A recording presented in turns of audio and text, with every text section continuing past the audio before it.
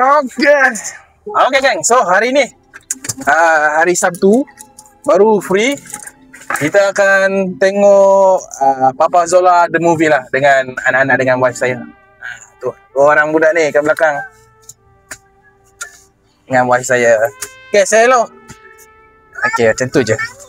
Okay geng, so kita dah sampai dekat laluan masuk parking First Avenue Penang. Kita tengok wayang kat sini lah. Kita tengok Papa Zola dekat sini. Hai. Syuting. Kenapa? Takut. Dia takut je. Sampai dah ya. Baik. Jom. Makan nak popcorn?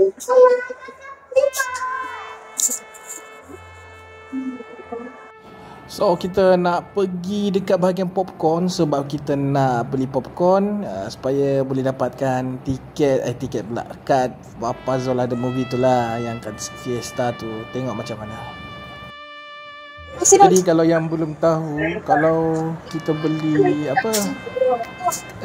combo minuman dengan popcorn, kita boleh dapat kad Fiesta secara free lah. Yang ni ada cimo bot 40. So maksudnya kalau satu 20 lah kan. Nak tanya, kalau set combo dia masih dapat kad ke untuk Papa Zola punya? Baru ada kad baru. Oh, minggu depan baru ada kad baru. Jom. Kecewa lah geng sebenarnya sebab dia cakap kad dah habis. Aduh, rugilah. Walaupun kad Fiesta dah habis, kami proceed juga untuk beli tiket dan tengok Papa Zola The Movie sebab memang minat. Dan satu lagi, ini adalah first time kami bawa anak-anak kami untuk menonton dekat Pawagam lah. Tengok dorang boleh behave ke tak behave. Dan syukur sampai akhir pun okey je budak-budak. Baik je dengan cakap. Aisyah, best tak? Best tak Papa Zola? Hai. Dan sebelum balik tu sempatlah kami singgah bergambar dengan Papa Zola dekat banner sajalah. Terbaik. Hello geng. So, saya dah habis dah tengok cerita Papa Zola The Movie ni. Cerita ni memang best, memang superb dan kena pergi tengok lah geng. Kalau cerita banyak-banyak nanti spoiler. Tapi kalau tanya saya, dia punya grafik, dia punya design, dia punya efek, dia punya plot twist, jalan penceritaan dia semua on point, hampir perfect, dan level-level dah sama dah dengan level-level international.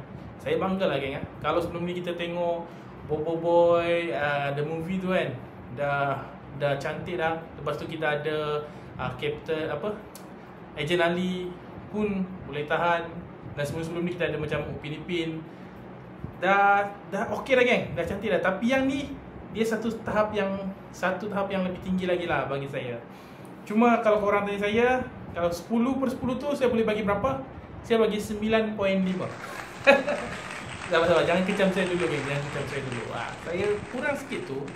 Yang lain semua okey geng. Jalan cerita memang best dengan cukup ada easter egg dia, ada kereta-kereta animasi daripada lain-lain tu, karakter komik masuk dalam cerita tu. Dia jadi macam easter egg lah orang cakap macam tu.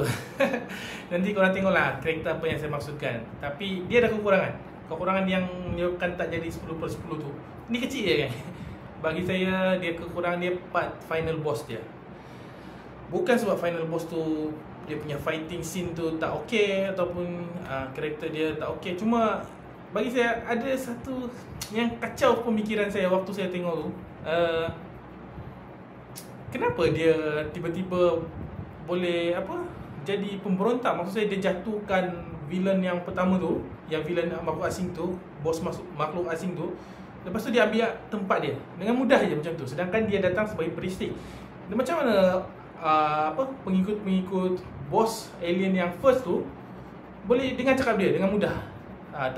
Tak ada yang dalam movie tu dia tak cerita lah geng. Dia tak cerita secara detail. So dia macam ada kekosongan kat situ je lah. Tapi overall geng, korang kena tengok. Tak tengok rugi lah, rugi. Saya rasa ini adalah antara penutup animasi kita yang terbaik pada tahun ini. So kalau belum tengok, pergi tengok. Kalau dah tengok, pergi tengok lagi. Saya dah tengok, saya dah beli tiket 5 geng, 5.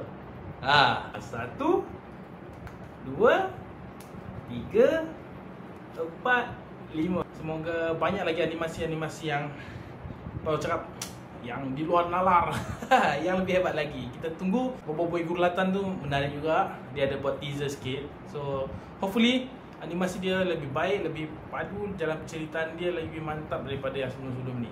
Okay? Terima kasih kerana menonton geng. Kalau korang dah menonton sampai sini, like lah sikit. Kalau belum subscribe, subscribe lah sikit. Okay? Terima kasih. Assalamualaikum.